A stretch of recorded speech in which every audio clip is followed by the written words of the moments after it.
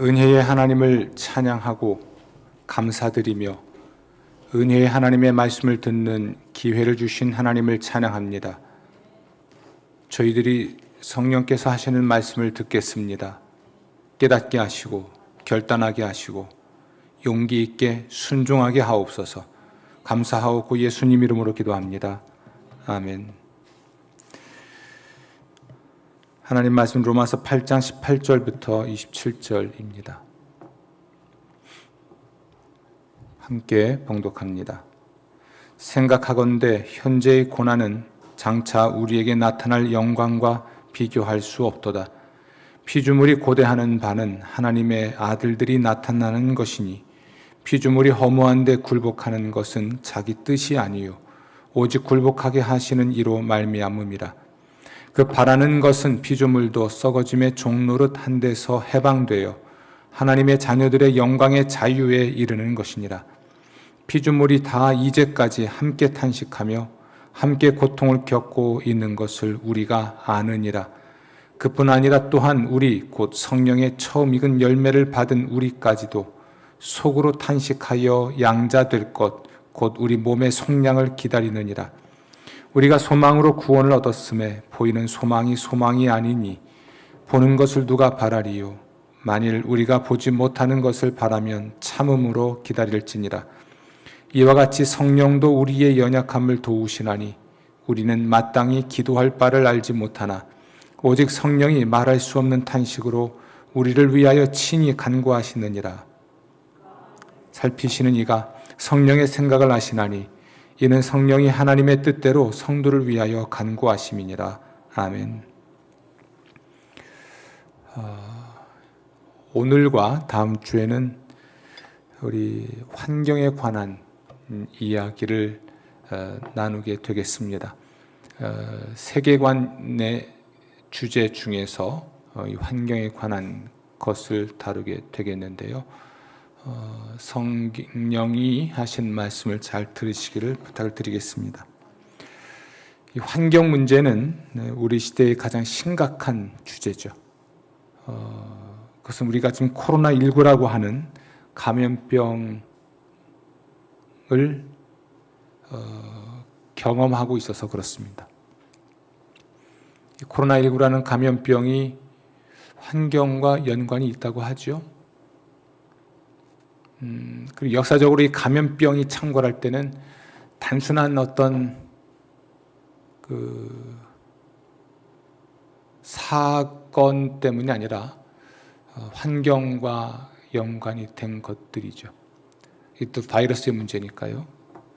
그리고 우리 시대에 있는 환경 재앙들, 지금 빙하가 녹고 있고 시베리아의 산불이 꺼지지 않고 있고 하는 일과 화산 폭발이나 지진, 그리고 한국이 기후가 너무나 급변했죠. 올해 유난히 더웠습니다만 거의 40도에 육박할 정도의 날씨를 우리가 경험하는 게 낯선 거예요. 요즘은 그것이 일반적으로 느껴지니까 30도가 넘으면 더웠게 느껴야 되는데 30도는 왜냐하면 39도도 살았으니까 그렇게 생각할 정도이니까요.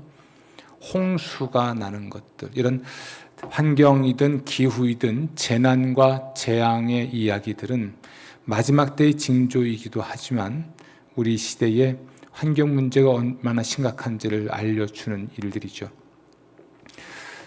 좀 주목해야 될 것은 우리 시대의 기업들이 경영 철학을 도입함에 있어서 ESG 경영을 한다는 겁니다. ESG 할 때 그 E가 환경입니다. 여러분, 돈을 버는 게 목적인 곳이 기업이에요.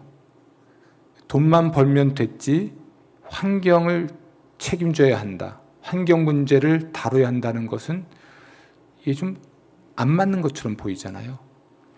그런데 기업이 돈을 벌기 위해서는 환경에 대한 책임을 져야 한다는 거예요.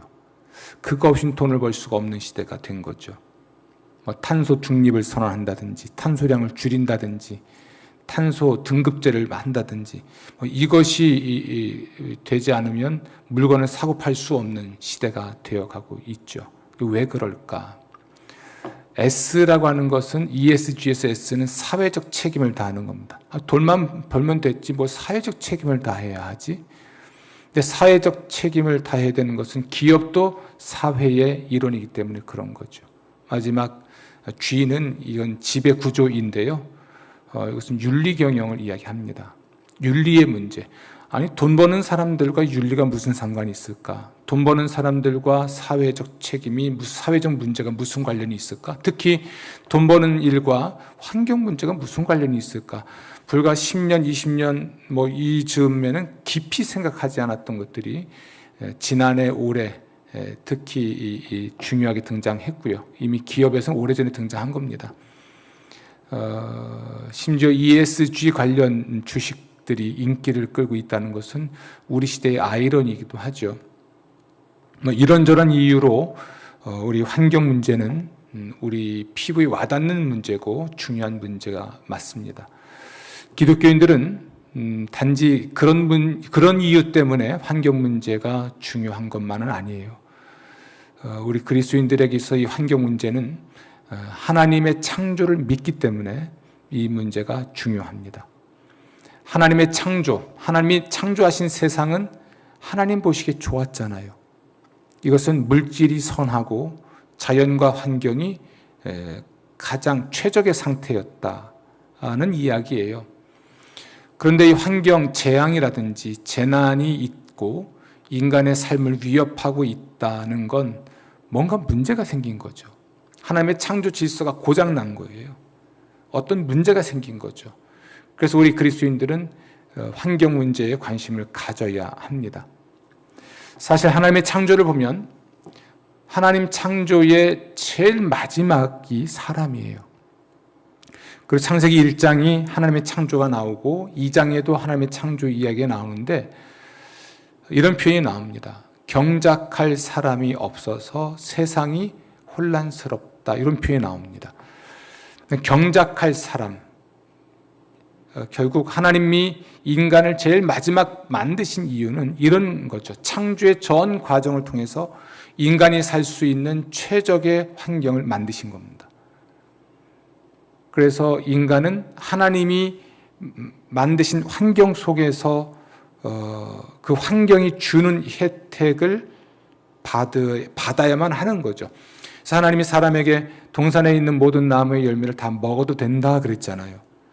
이것은 동산이 주는 열매, 하나님의 창조물이 주는 것을 먹고 그 혜택을 누리며 사는 것이 하나님의 축복이었던 거죠. 그런데 그 세상이 망가졌단 말이에요.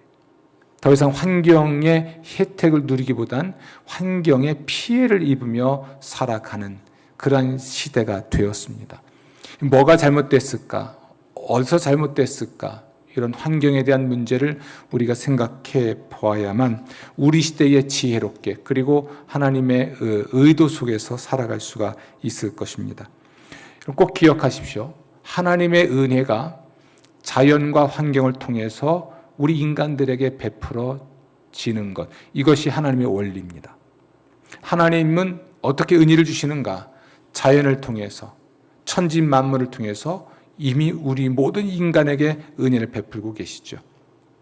오존층의 문제, 이것도 더 심각해지면 이제는 이 지구상의 생명체들이 살아갈 수가 없는 것인데 예수님도 그 말씀하십니다. 결국은 하나님이 비를 주셔도 모든 사람에게 주시고 햇볕을 주셔도 모든 사람에게 주시는데 이것이 하나님의 은혜라고 성경이 이야기하는 거죠. 창세기 1장, 2장에 가도 하나님이 인간에게 복을 주시기를 자연을 통해서 복을 주시는 겁니다. 그렇다면 뭐가 잘못됐고 뭐가 망가졌는지에 대해서 또 해결책이 무엇인지에 대해서 우리가 고민하고 답을 가지고 있고 나름대로 그 답을 제안할 수 있을 때 세상에서의 우리의 직무를 다할 수 있다고 봅니다. 특히 우리 하나님께서는 이 모든 세상을 만드시고 생육하고 번성하여 땅에 충만하라, 땅을 정복하라 그랬거든요. 이것은 착취하고 약탈하라는 게 아니라 하나님 만든 세상을 그 창조 질서에 맞게 보존하라는 겁니다. 보존해서 보전해라. 다음 세대에게 전달해 주라는 것이죠. 나의 시대에 약탈해서 파괴함으로써 다음 세대가 자연을 내 혜택을 누리지 못하도록 하는 건 죄악입니다. 근데 이것에 있어서 창조 질서를 보면 답이 나오죠. 이 세상을 통해서 하나님의 은혜를 받게 돼 있어요. 인간은 자연과 함께 있고 자연과 함께 살아야 하고 자연을 통해서 자연의 혜택을 입어야 되고 또 인간은 이 자연계, 이 세상이 창조 질서대로 운영되도록 돌봐야 될 책임이 있는 거죠. 상호 수혜가 있고 상보 관계가 있는 것이 자연과 인간의 관계입니다. 코로나19이든 우리 시대의 지금 환경 재앙과 또는 재난이든 기후 재난이든 뭔가 문제가 생긴 것은 분명한데요. 사도 바울은 이 문제에 대한 답을 주기 위해서 로마서를 쓴 건 아니에요. 사도 바울이 로마서를 쓴 것은 우리 그리스도인들이 왜 고난을 겪는가, 또 우리 그리스도인이 고난을 겪을 때 어떻게 살아야 되는가, 이 문제를 다루기 위해서 편지를 쓰다가 좀 우주적인 차원에서 고난의 문제를 다루게 됩니다. 그리고 보다 더 먼 미래적 차원에서 고난의 문제, 또 그리스도인의 미래 문제를 다루고 있죠. 그 이야기의 한 단락에 피조물의 운명에 대한 이야기가 나와 있습니다. 그래서 오늘 우리는 우리 그리스도인의 고난과 영광에 관한 이야기, 혹은 피조물의 고난과 영광에 관한 이야기를 먼저 하겠고요. 그리고 피조물들의 고난에 대한 이야기 좀 하겠습니다. 그리고 이야기의 마무리는 다음 주에도 이어지는 것으로서 되기 때문에 오늘은 우리 그리스도인들이 이런 고난의 시대를 어떻게 살 것인지에 대한 이야기를 좀 나누도록 하지요. 먼저 고난과 영광에 대한 로마서 이야기를 좀 생각해 보겠습니다. 여러분, 고난과 영광은 결합되어 있습니다.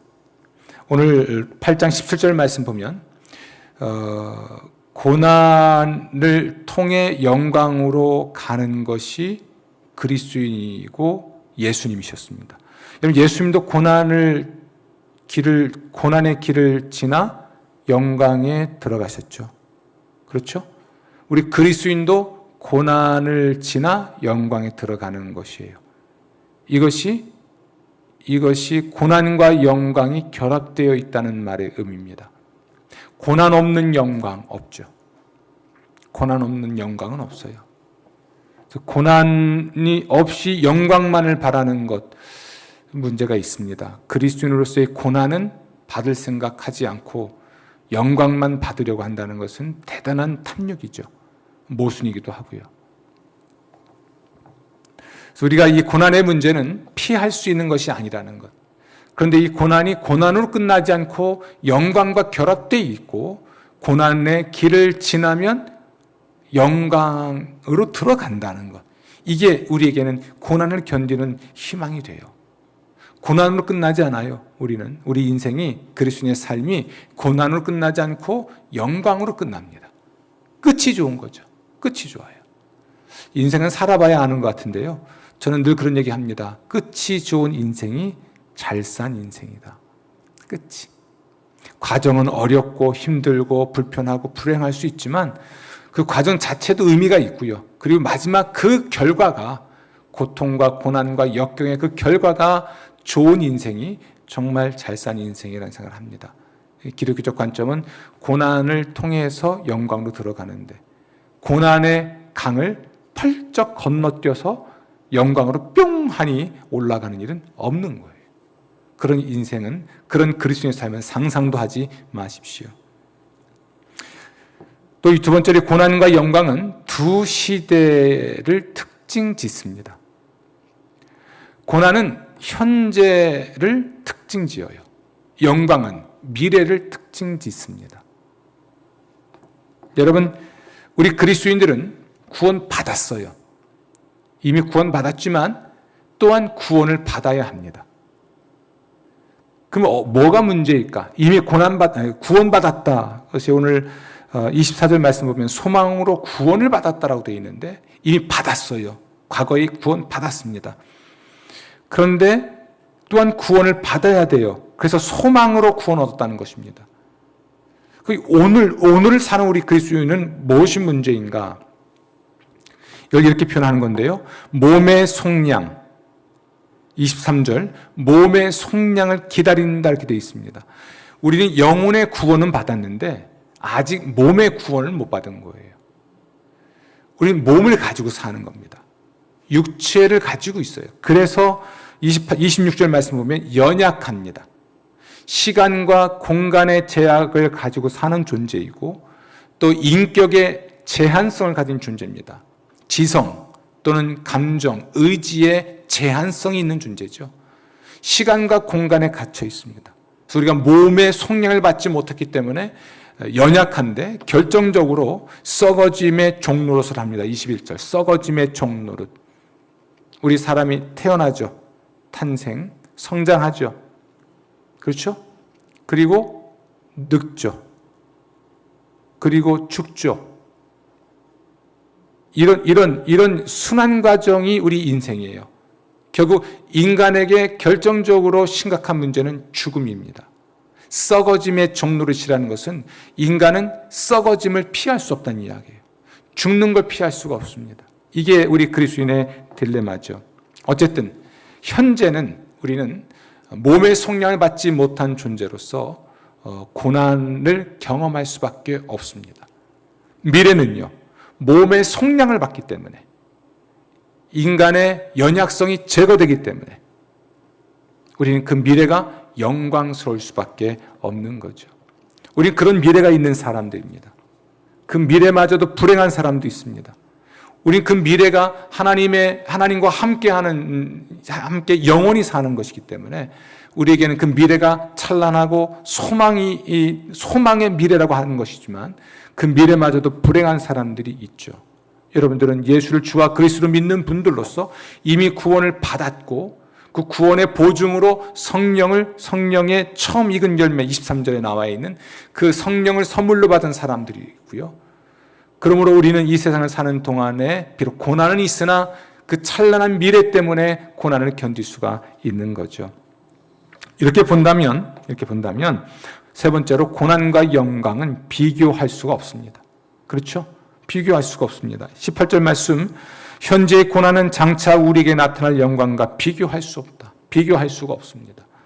사도 바울은 이 문제를 무게의 차이라는 관점으로 우리에게 말을 한 일이 있습니다. 고린도후서 4장 17절 우리가 잠시 받는 환난에 경한 것이 지극히 크고 영원한 영광에 중한 것을 우리에게 이루게 함이니 미래에 받게 될 영광이 훨씬 무겁다는 이야기예요. 현재의 고난은 가벼운 것이에요. 어떤 점에서 그러냐? 현재의 고난은 잠깐이에요. 그 잠깐이 누구에게는 80년이고 누구에게는 100년일 수 있습니다. 그러나 우리가 미래에 누릴 영광은 몸의 속량을 받아 우리가 영원히 존재하고 살아가는 것은 시간적으로 영원한 거예요. 그 중요도에 있어서도 미래가 더 중요하고 시간으로 볼 때도 미래가 더 영원한 것으로서 현재의 고난은 비교의 대상이 될 수가 없는 것이죠. 여러분, 지금 저는 피조물의 고난과 영광에 관한 이야기를 하기 전에 그리스도인의 고난과 영광을 이야기하는 건데요. 그런데 그리스도인의 고난과 영광은 피조물의 고난과 영광과 관련이 있습니다. 매우 중요한 이야기죠. 그래서 네 번째, 고난과 영광은 하나님의 피조물과 하나님의 자녀들 모두와 관련이 있다는 겁니다. 이걸 알 수 있는 것이 19절입니다. 피조물이 고대하는 바는 하나님의 아들들이 나타나는 것이니 하나님의 아들들이 나타난다는 것이 뭘 의미하든지 간에 이것은 분명합니다. 21절에 나와 있는 대로 썩어짐의 종노릇한 데서 해방하는 것, 따라서 영광의 자유를 누리는 것을 말할 것입니다. 몸의 속량을 받는 것을 의미하는 거죠. 몸이 구원받으면 더 이상 썩어짐의 종노릇하지 않습니다. 일반 자연의 식물로 볼게요. 식물은 탄생, 성장, 개화, 결실, 그리고 죽음, 부패, 성경적 표현을 쓴다면 흙으로 돌아가죠. 이게 식물의 순환 과정이죠. 동물은 어떻습니까? 탄생, 출생, 성장, 노화, 병든, 죽음, 부패, 분해, 흙으로 돌아가죠. 타락한 인간은 어떻습니까? 흙으로 돌아가게 되죠. 이게 썩어짐의 종노릇이거든요. 그런데 피조물도 이런 순환 과정을 겪어요. 그리고 이 피조물도 영원히 청춘이 아니에요. 이 세상도 이런 표현을 본다면 나이가 들어가고 있습니다. 지구가 나이가 들어요. 그리고 이 지구와 이 세상 전체가 나이가 드는 거죠. 나이가 든다는 얘기는 우리의 사고로 노화가 진행되고 있는 거죠. 영원하지 않다는 얘기입니다. 예수님 다시 오실 때 이 세상이 새롭게 될 날은 분명히 있겠으나 어떤 방식으로 새롭게 될지는 학자들마다 좀 견해가 달라요. 지금의 하늘과 지금의 땅이 완전히 사라진 다음에 새로운 지구가 될 것인지, 아니면 지금의 세상은 스트럭처, 구조는 그대로 가지고 있으나 부패하고 고장난 것만 싹 고쳐질 것인지, 그것은 사람마다 의견이 좀 다르지만 한 가지 분명한 건 예수님 다시 오시면 지금 세상은 지금 세상이 아닌 거죠. 그래서 새 하늘과 새 땅이라는 말을 쓰는 것입니다. 그때는 이런 썩어짐의 종노릇한 일은 없어요. 노화라든지 병듦이라든지 죽음이라든지 부패, 분해, 이런 것은 없는 세상이 오는 것이죠. 근데 이런 것들이 하나님의 아들들이 나타날 때 이루어지는 겁니다. 그래서 하나님의 아들들이 나타나기를 피조물은 고대한다. 이 고대한다는 말은요, 목을 쑥 빼고 누가 오기를 기다리는 것 같아요. 지평선, 수평선 너머로 바라고 기대하는 물체가 나타나기를 목을 쑥 빼고 보는 것처럼, 일출을 보기 위해서 그 새벽녘에 그 바닷가에서 목을 쭉 빼고 있는 사람들, 뭔가를 고대하는 거거든요. 피조물들은 하나님의 아들들이 나타나기를 원합니다. 그리스도인들이 몸의 속량을 받기를 기다려요. 그리스도인들이 썩어짐의 종노릇한 데서 해방되는 걸 기다립니다. 왜요? 그때 하나님의 아들들이 나타나는 것은 피조물들이 회복되는 것에 대한 징조이기 때문에 그렇습니다. 한 가지 분명한 게 여기 있습니다. 고난과 영광과 관련해서는 결국 고난이라는 것은 현재의 삶을 사는 사람과 피조물은 피할 수 없다. 게다가 우리 그리스도인들은 그리스도인이기 때문에 이 세상에서 고난을 또 당합니다. 그리스도인이라서, 그냥 사람이겠지만 사람이고 또한 그리스도인 사람이기 때문에 세상에서 고난을 받는 것입니다. 그런 고난마저도 결국 하나님의 아들들이 나타날 때, 몸의 속량을 받을 때 우리에게는 또 다른 시상, 또 다른 상급으로 주어지는 것으로서 우리의 미래는 결코 불행하지 않습니다. 미래가 찬란합니다. 미래가 너무나 분명하죠. 어떻게 될지는 모르겠습니다. 언제 이루어질지는 모르겠습니다. 또 어떤 방식으로 될지는 모르겠어요. 그러나 그 영광이 준비되어 있습니다. 사도 요한에 의하면 그 영광은 준비되어 있고 하나님의 때에 반드시 나타날 겁니다. 그래서 우리는 이 시대, 현재를 살아낼 힘이 거기서 생기는 겁니다. 소망이 있잖아요. 그래서 현재의 고난도 견딜 수 있고 그리스도인으로서의 겪는 고난도 우리 견뎌낼 수가 있는 것이지요. 아멘. 사도 바울은 우리 그리스도인의 고난과 영광을 이야기하면서 거기에 피조물들의 고난과 영광을 이야기를 합니다. 그래서 지금 제 두 번째 말씀드릴 것은 고난과 영광 이야기를 마무리하면서 피조물들의 고난과 영광 이야기를 좀 하려고 합니다. 피조물들은 과거에 허무한데 굴복했습니다. 오늘 20절 말씀입니다. 피조물이 허무한데 굴복하는 것은 자기 뜻이 아니요 오직 굴복하게 하시는 이로 말미암음이라. 이 허무한데 굴복했다. 근데 그것은 하나님의 뜻이었다는 이야기입니다. 우리는 창세기 1장, 2장을 지나서 3장 가면 아담이 타락한 이야기가 기록되어 있습니다.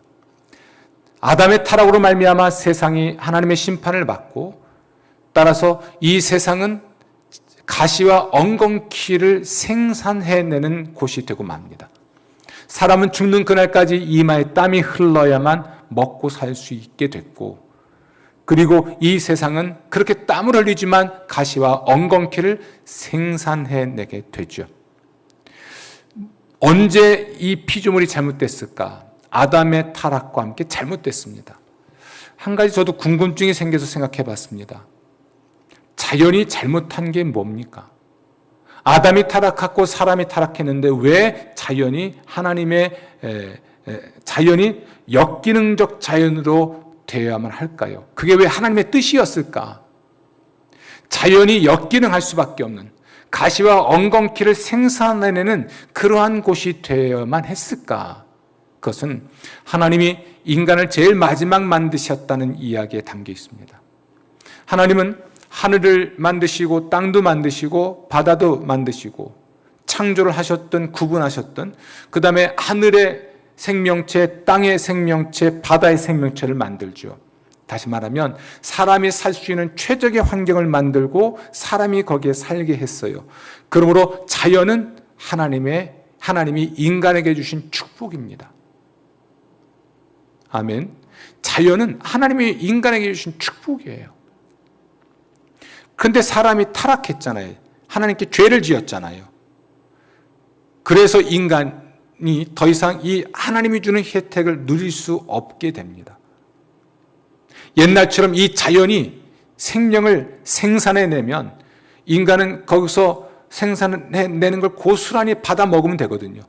그런데 인간이 타락했고 인간을 하나님이 심판하시면서 인간에게 주셨던 혜택을 줄이신 거죠. 그런 맥락에서 이 자연계가 가시와 엉겅퀴를 내도록 역기능적인 세상이 되게 하셨다고 밖에는 달리 해석이 안 되더라고요. 지금이야 타락한 인간이 이기적인 욕망 때문에 하나님의 피조물, 이 자연을 약탈해서, 그래서 인간이 이 세상을 약탈하고 이 세상을 파괴해서 환경의 역습, 기후의 역습, 바이러스의 역습, 이런 피조물의 역습을 인해서 고통을 겪고 있는 점도 있지만 근원적으로 보면 그렇다는 얘기입니다. 여러분, 이 허무한 데 굴복했다라는 이야기를 사도 바울은 이렇게 설명하진 않아요. 그는 어떻게 설명하냐면 허무하다라는 말로 설명합니다. 인간에게 허무하다는 것은 공허하다는 겁니다. 전도서의 말씀 보면 헛되고 헛되며 헛되고 헛되도 할 때 그 헛되다라는 표현입니다. 한자로 표현하면 아마 빌공짜겠죠. 인간에게 가장 허무한 게 뭘까요? 인간의 삶을 가장 허무하게 만드는 게 뭘까요?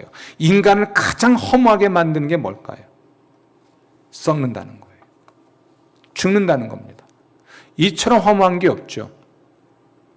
이 세상에서 모든 걸 가졌습니다. 돈이든 권력이든 명예든 다 가졌어요. 그러나 죽음 앞에서는 이게 의미가 없어지잖아요.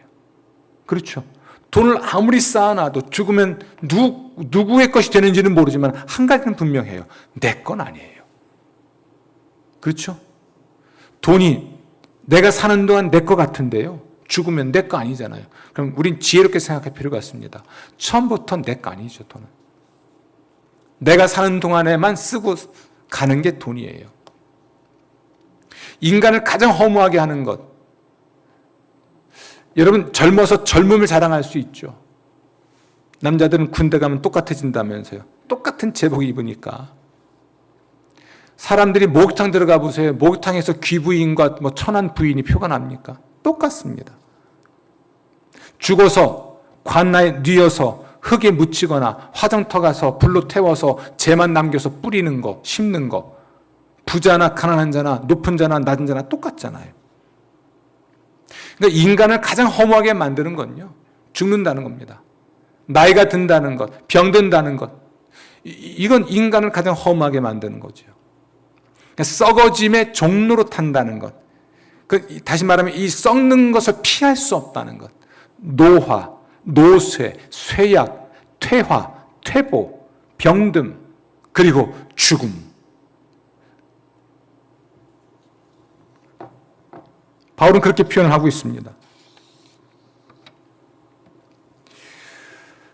이것이 피조물에게 벌어진 일입니다. 과거에 이미 벌어진 사건이에요. 어떤 피조물도 이걸 벗어날 수가 없습니다. 인간도 그렇지만 아까 말씀드렸죠. 우리 식물도 보십시오. 동물도 보십시오. 결국 흙으로 돌아가는 것이 모든 지구상의 생명체의 운명이죠. 숙명이죠. 원인이 어디 있든지 간에 결과는 그렇다는 것입니다. 그러나 피조물에게도 희망의 미래가 있습니다. 오늘 말씀 보면 20절 말씀에 오직 굴복하게 하신 이로 말미암음이라 해놓고 21절 그 바라는 것은, 여러분 하나님은 창조주이시죠. 그래서 이 세상을 만드셨습니다. 피조물을 만드셨어요. 하나님은 심판주이시죠. 인간의 타락과 함께 이 세상을 하나님이 심판하십니다. 그래서 가시와 엉겅퀴를 생산해내는 역기능적 자연이 되고 말았습니다. 그러나 또 하나님은 구원주이시죠. 그래서 바라는 것은 피조물도 썩어짐의 종노릇한 데서 해방되어 하나님의 자녀들의 영광의 자유에 이르는 것이니라. 하나님이 바라시는 것은 피조물도 썩어짐의 종노릇한 데서 해방되는 것입니다. 하나님의 자녀들의 영광의 자유, 이게 무슨 자유냐면 우리가 썩어짐의 종노릇, 몸의 속량을 받는 것. 하나님의 자녀들이 몸의 속량을 받는다는 이야기는 시간과 공간의 제약을 받지 않는, 따라서 썩어짐의 종노릇을 하지 않게 되는 그 상태를 말하거든요. 하나님이 바라시는 것은 피조물도 썩어짐의 종노릇한 데서 해방되어 하나님의 자녀들의 영광의 자유에 이르는 것, 이것이 하나님의 바람입니다. 하나님의 계획이고 하나님의 섭리죠. 성경은 이런 하나님의 바람을 예언자들을 통해서 기록을 하셨고 말씀하셨습니다. 특히 요한계시를 가면 내가 만물을 새롭게 한다라는 기록이 나옵니다. 만물의 새로움, 이것이 바로 피조물이 썩어짐에 종노릇한 데서 해방시키는 겁니다. 피조물을, 하나님께서 모든 피조물을 썩어짐에 종노릇한 데서 해방시키는 것입니다. 이것이 피조물의 미래입니다.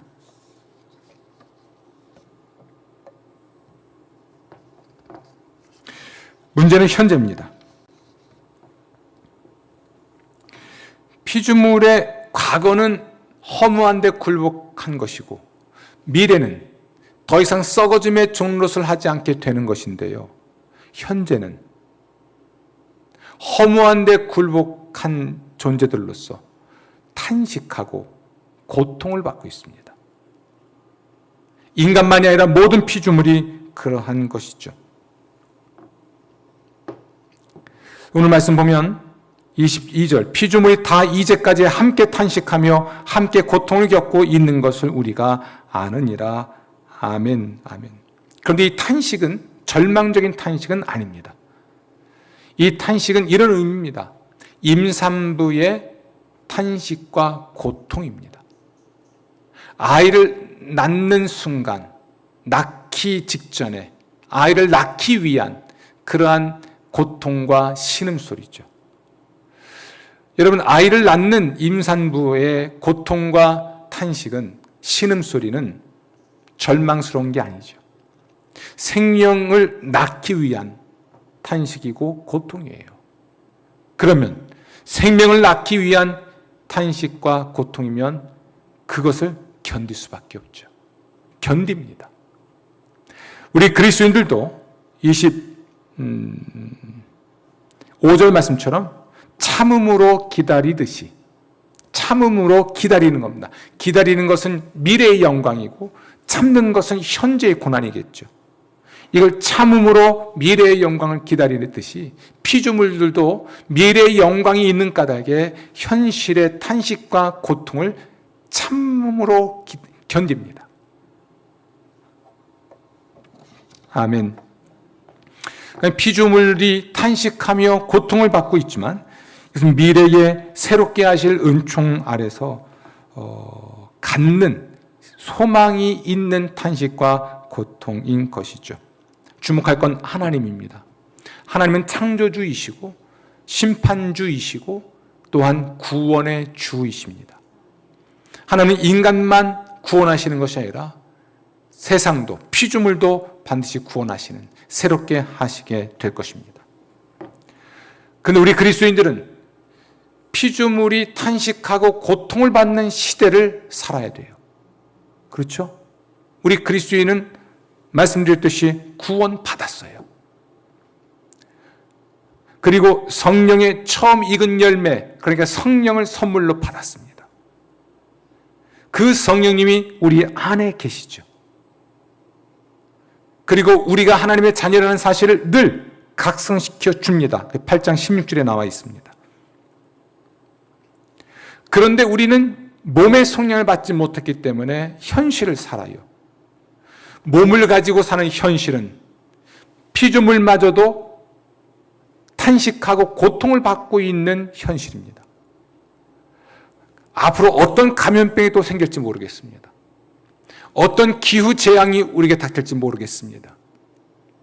인간이 자신의 이기적인 야망을 위해서 자연계를 파괴하고 훼손한 그 결과로 겪는 고통일 수도 있고, 또는 이 자연이 역기능하기 때문에 겪게 되는 일일 수도 있습니다.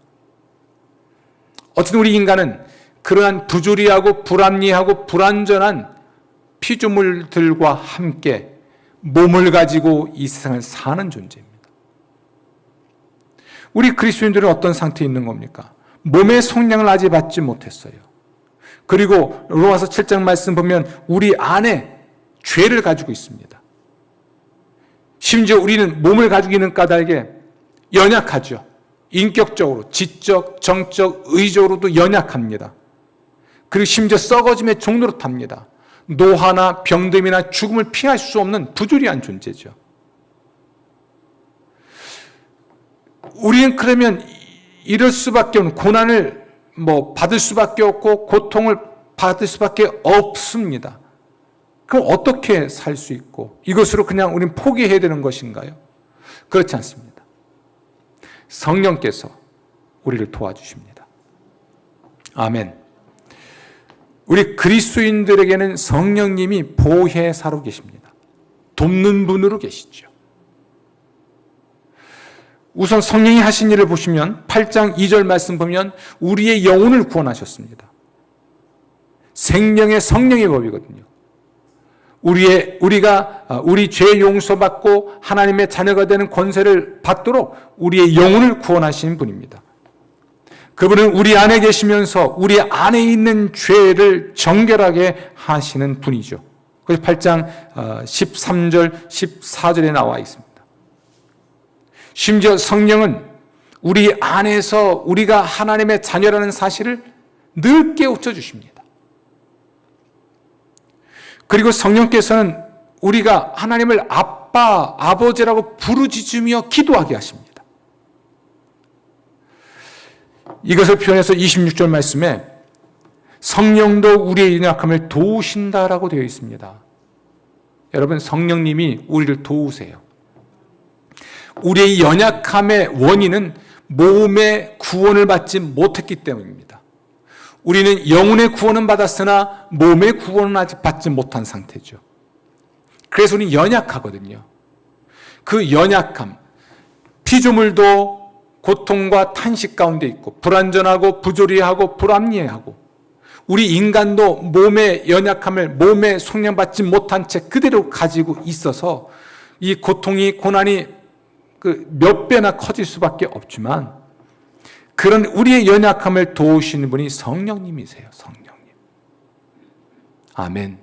그래서 성령이 도우시는 까닭에 28절 말씀처럼 모든 것이 합력하여 선을 이루게 됩니다. 아멘. 그러므로 기뻐하십시오. 우리는 참을 수밖에 없을 것입니다. 그러나 소망이 있기 때문에 우리의 인내가 헛되지 않습니다. 참음으로 기다리는 거죠. 그 미래를 소망하고 믿는 까닭에 소망하고 오늘 견딥니다. 막연하게 그저 견디기만 하는 그 체념적 인내가 아니라 아주 열정적 인내입니다. 그래 그냥 이게 인간의 운명이야. 피조물도 탄식하고 고통받고 있고 나도 육체를 가지고 있어서 탄식하고 고통할 수밖에 없는데 이거 뭐 운명이고 숙명이야. 받아들여야지 어찌 뭐 벗어날 수 없잖아. 이런 정도가 아니라는 얘기입니다. 우리 그리스도인의 미래가 너무나 분명하고 준비되어 있고 너무나 분명하고 너무나 확실하기 때문에 그리고 그 미래에 우리가 몸의 속량을 받고 우리가 살아온 삶에 대하여 식을 통해서 상을 받을 걸 믿는 까닭에 그 체념적 인내가 아니라 열정적 인내를 할 수 있는 거죠. 오늘 하루를 살아도 우리는 하나님의 뜻, 성령의 이끄심을 따라 하나님의 뜻을 이루며 살아가는 것입니다. 아멘. 성도 여러분, 그러므로 성령의 도우심이 있다는 걸 믿으시고 참고 기다리는 여러분 되시기를 주의 이름으로 축원합니다. 우리가 성령의 도우심 속에서 어떻게 살 것인가 한두 가지 지혜를 드린다면 우선은 여러분 우리의 미래의 소망에 대한 확신을 가질 필요가 있습니다. 미래의 소망에 관한 성경의 분명한 가르침을 마음에 새길 필요가 있습니다. 오늘 말씀처럼 몸의 속량을 받을 것이다. 썩어짐의 종노릇을 하지 않게 될 것이다. 영광의 자유에 이르게 될 것이다. 그것이 부활에 의한 것이든 예수님 다시 오실 때 내가 살아있다면 몸의 변화에 의한 것이든 더 이상 썩어짐의 종노릇 하지 않게 될 날이 올 것이다.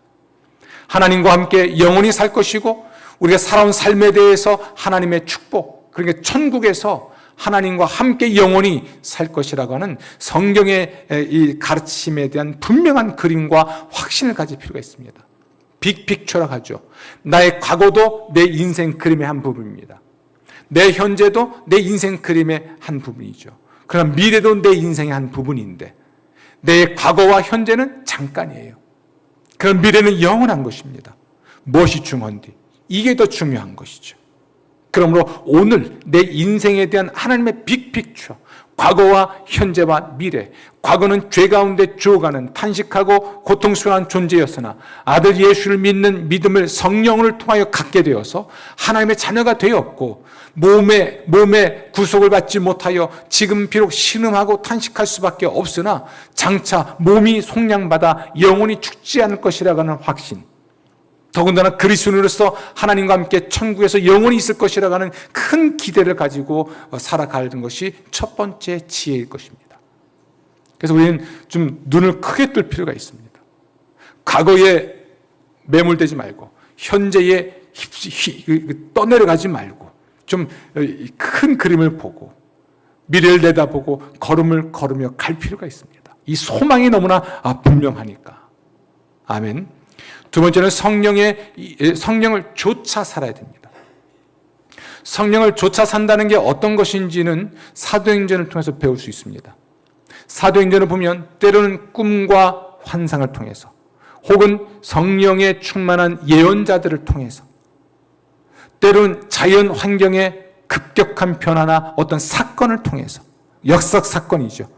하나님께서 성령 어떻게 우리를 인도하시는지, 성령이 어떻게 우리를 이끌어 가시는지, 어디로 가야 되는지, 뭘 해야 되는지, 어떻게 해야 되는지 이런 것들에 대해서 성령께서 일상 속에서 또는 큰 사건 속에서 역사 속에서 이루어가는 것을 우리가 볼 수 있는 이 부분을 훈련할 필요가 있습니다. 성령을 쫓아 살기 위해서 우린 때는 우리의 꿈에 우리의 환상에 예민할 필요가 있는 것이죠. 그런데 제가 권면하는 마지막 세 번째는 매우 중요한 것인데 지금 하나님의 아들들의 고난과 영광을 이야기하면서 피조물의 고난과 영광을 이야기하죠. 그리고 갑자기 성령의 도우심을 이야기하는데 기도 이야기가 나와요. 우리는 연약해서 기도할 바를 모릅니다. 이 고난을, 이 역경을 벗어나게 해달라고 기도해야 할지, 아니면 잘 참을 수 있게 해달라고 기도해야 될지, 앞으로 내가 어떤 존재가 될지 미래를 모르겠으니까 우리 이런 연약함이 있는 거죠. 그러나 이런 연약함이 있지만 성령께서는 그래서인지 탄식하며 기도해 주시거든요. 근데 이 중요한 것 하나는 기도하는 겁니다. 우리는 뭘 기도해야 될지 모르나 성령이 기도하고 있으니까 기도 안 해도 된다, 그 얘기가 아닙니다. 기도가 등장합니다.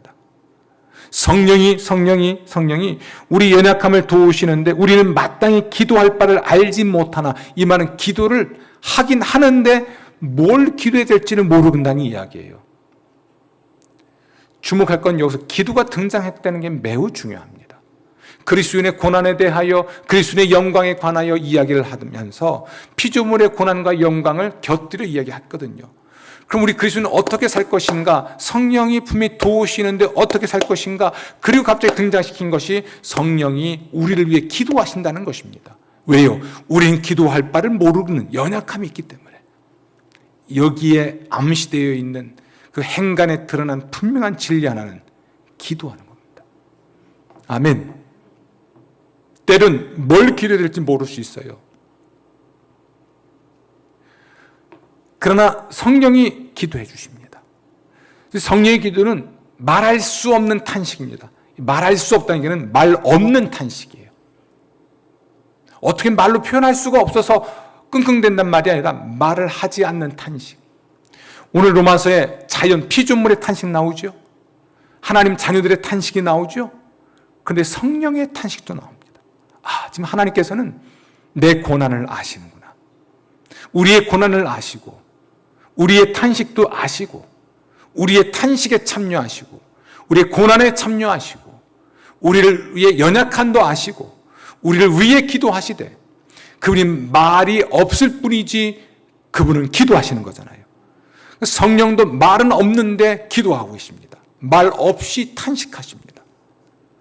그리고 말이 없을 뿐이지 의미가 없는 건 아니에요. 하나님께서는 성령의 생각을 아세요. 생각을 아십니다. 하나님은 뭘 아십니까?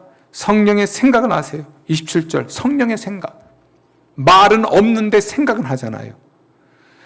그 생각을 아시고 성령은 하나님의 뜻대로 기도하셔서 결국 우리는 모든 것이 합력하여 선을 이루게 되는 겁니다. 아멘. 기도하는 일이 중요합니다. 기도하면서 소망을 가지고 견디는 겁니다. 아멘. 우리가 아무것도 하지 않는, 어쩌면 자포자기하는 식의 견딤이 아니라 열렬한 인내입니다. 기도하며 견뎌내는 것입니다. 하나님 일을 힘쓰며 견뎌내는 것입니다. 아무것도 하지 않는 체념적 인내가 아닙니다. 아멘. 기도하십시오.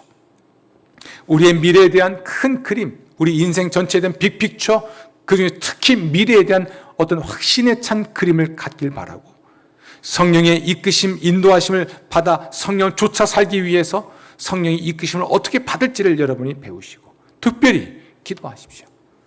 성령이 기도하고 계십니다.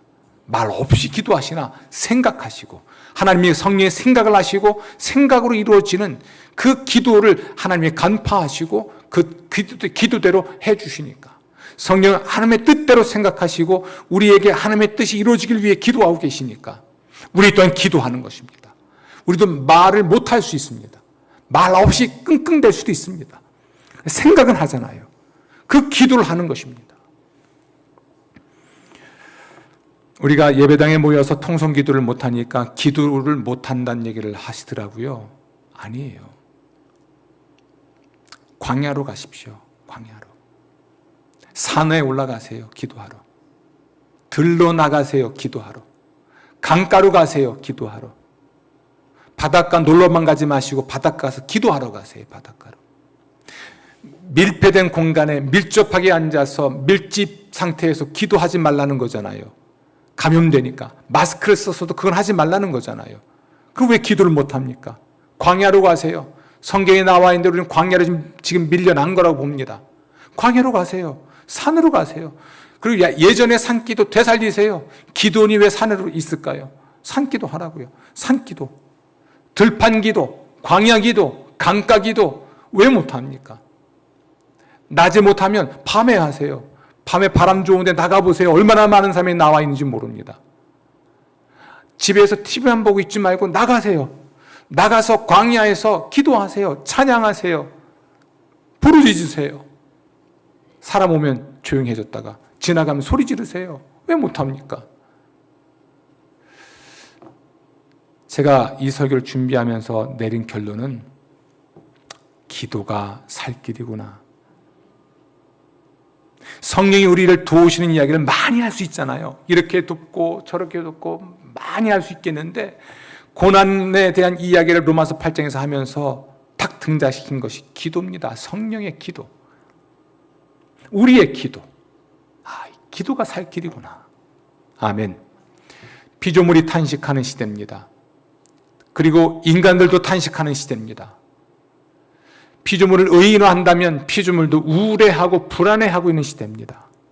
감염병, 기후 재난과 재앙, 인간의 탐욕과 수탈과 약탈로 병들어서 그 병듦이 표출되는 이런 얼음이 녹고 빙하가 녹고 시베리아에 불이 꺼지지 않고 산불 나고 하는 이 엄청난 지구 종말을 보는 것 같다고 하는 그리스의 아테네 신전 뒤쪽에 있던 그 엄청난 산불들, 이런 것들, 이런 탄식하는 시대에 우리 그리스도인들에게 정말 필요한 것이 뭔가? 기도하는 거예요. 아멘, 아멘. 성령도 기도하시니까, 예수님도 기도하고 계시니까 어떻게든 기도하십시오. 기도가 숨구멍이에요. 기도하는 게 살 길입니다. 아멘, 아멘. 은혜의 승리가 있기를 주의 이름으로 축원합니다. 기도하겠습니다. 주여, 우리의 미래에 대한 그림을 그리고 오늘을 견딜 수 있게 하시고 도우시는 성령과 함께 오늘을 견디고 무엇보다 기도하며 견디게 하여 주옵소서. 성령이 도우신다니 감사합니다. 성령의 도우심이 필요합니다. 도와주십시오. 몸의 건강, 마음과 영혼의 건강 도와주십시오. 저희가 주의 음성 들을 수 있도록 성령이여 도와주옵소서. 성령을 의지하고 의존하며 살아가는 하나님의 종들 되게 하심을 감사하고 예수님 이름으로 기도합니다. 아멘.